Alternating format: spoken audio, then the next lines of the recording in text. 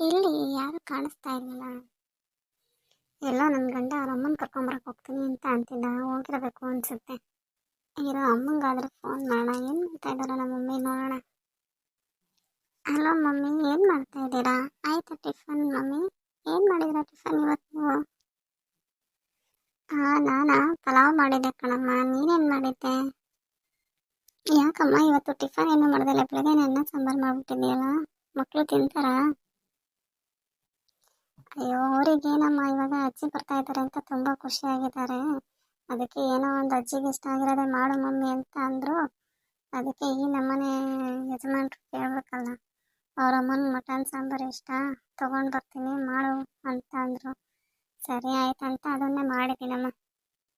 ಇವಾಗೇನಕ್ಕೆ ಬರ್ತಾ ಇರೋದಂತೆ ನೀ ಮತ್ತೆ ಎಷ್ಟು ದಿನ ಇಲ್ಲದೆ ಇರೋದು? ಏಕೆ ಮಗಳ ಮನೆ ಸಾಕಾಗೋಯ್ತಂತ? ಏನೋ ಹುಷಾರಿಲ್ಲ ಅಂತ ತೋರ್ಸಕ್ಕೆ ಬರ್ತಾ ಇದ್ದಾರಂತೆ. ಅದಕ್ಕೆ ಇಲ್ಲೇ ಸ್ವಲ್ಪ ದಿನ ಇರ್ತಾರೆ ನಮ್ಮಮ್ಮ, ಚೆನ್ನಾಗಿ ನೋಡ್ಕೊ ಅಂತ ನಿನ್ನ ಅಳಿಯ ಹೇಳ್ತಾ ಇದ್ರು. ಅವಾಗೆಲ್ಲ ಮಗ ಸೊಸೆ ನೆನಪಾಗಿರ್ಲಿಲ್ವಂತ, ಈಗ ನೆನಪಾಗ್ತಾ ಇದ್ದಾರಂತ ನಿಮ್ಮ ಅತ್ತೆಗೆ ಹುಷಾರಿಲ್ಲದಕ್ಕೆ. ಇಷ್ಟು ದಿನ ಮಾತ್ರ ಮಗಳು ಮಗಳು, ಅಯ್ಯೋ ಅವಳಿಗೆ ಆ ಥರ ನೋಡ್ಕೋಬೇಕಪ್ಪ, ಅವಳಿಗೆ ಯಾರಿದ್ದಾರೆ ನೋಡ್ಕೊಳ್ಳೋದಕ್ಕೆ, ನನ್ನ ಬಿಟ್ಟರೆ ಅಂತ ಅಲ್ಲೇ ಇದ್ರಲ್ಲ. ನಿಮ್ಮ ಮಕ್ಕಳು ಚಿಕ್ಕವರಿದ್ದಾಗೆಲ್ಲ ಬರಲೇ ಇಲ್ವಲ್ಲ ನಿಮ್ಮ ಅತ್ತೆ ನಿನ್ನ ನೋಡ್ಕೊಳ್ಳೋದಕ್ಕೆ?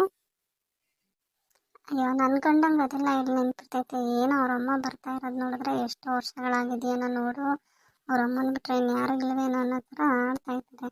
ಅದ್ರ ಜೊತೆಗೆ ನನ್ನ ಮಕ್ಕಳನ್ನು ಕುಣಿತಾ ಇದ್ದಾರೆ, ಅಯ್ಯೋ ಅಜ್ಜಿ ಬರ್ತಾರೆ ಅಜ್ಜಿ ಬರ್ತಾರೆ ಅಂತ. ಅಯ್ಯಮ್ಮ ಒಂದಿನ ಬಂದು ಇವ್ರಿಗೆ ಏನೂ ಮಾಡಿಲ್ಲ ಅಂದರೂ ಸರಿನೇ, ಈ ಮಕ್ಳಿಗೂ ಅಪ್ಪನಿಗೂ ಮಕ್ಳಿಗೂ ನನಗಂತೂ ನೋಡಿ ನೋಡಿ ಸಾಕಾಗ್ತಾ ಇದೆ.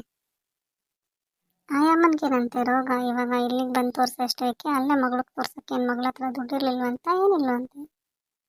ಅಯ್ಯೋ, ಅಲ್ಲೆಲ್ಲ ತೋರಿಸಿ ಸಾಕಾಯ್ತಂತೆ, ಹುಷಾರೇ ಆಗಿಲ್ಲಂತೆ. ಅದಕ್ಕೆ ಇಲ್ಲೇ ಬಂದು ತೋರಿಸ್ತೀನಿ ಮಗಳೇ ಅಂತ ಅಂದ್ಲು.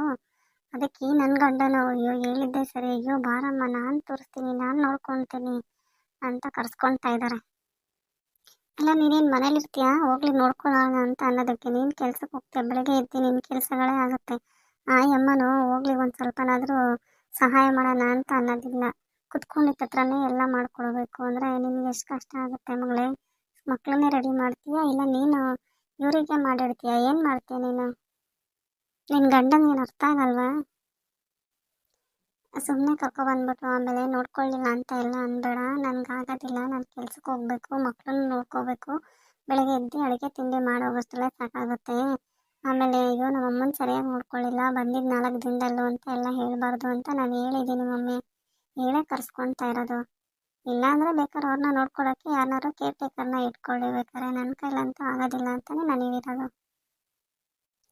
ಅಮ್ಮನೋ ಬಂದರೆ ಸುಮ್ಮನಿರೋದಿಲ್ಲ, ಸುಮ್ಮನೆ ಕಿರಿಕ್ ತೆಗಿಯುತ್ತೆ. ಮಗನಿಗೊಂಥರ ಹೇಳ್ಕೊಡೋದು, ನಿನ್ಗೊಂಥರ ಅನ್ನೋದು, ಇದೆಲ್ಲ ಹಾಗೆ ತಾನೇ. ನೀನು ಬೇಡ ಅಂತ ಬಿಟ್ಟು ಬಂದಿದ್ದಿದ್ವಿ ಇಲ್ಲಿ, ಮತ್ತೆ ಯಾಕೆ ಮತ್ತೆ ಅವ್ರನ್ನ ಸೇರಿಸ್ಕೊಳ್ತಾ ಇದ್ದೀರಾ ಮನೆ ಒಳಗಡೆ? ನಿಮ್ಗೇನು ಬುದ್ಧಿ ಇಲ್ವಾ?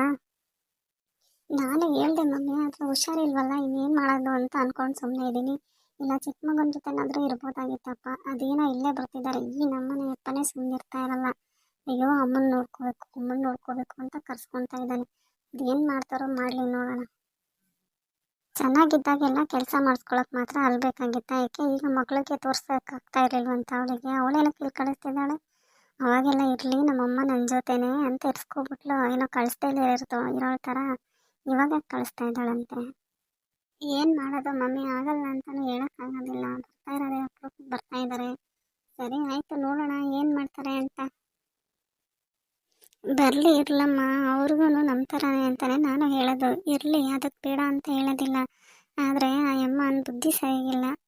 ಸುಮ್ಮನೆ ನೀವಿಬ್ಬರು ಗಂಡ ಹೆಂಡತಿ ಈಗ ಹೆಂಗೋ ಚೆನ್ನಾಗಿದ್ದೀರಾ, ಅದನ್ನು ಹಾಳಾಗುತ್ತಲ್ಲ ಅಂತ ಅಷ್ಟೇ. ನೋಡೋಣ ಮಮ್ಮಿ ಏನಾಗುತ್ತೆ ಅಂತ ಅಂದ್ಬಿಟ್ಟು ಬಂದಮೇಲೆ ಗೊತ್ತಾಗುತ್ತೆ. ಸರಿ ಮಮ್ಮಿ, ಓಕೆ ಬಾಯ್ ಮಮ್ಮಿ.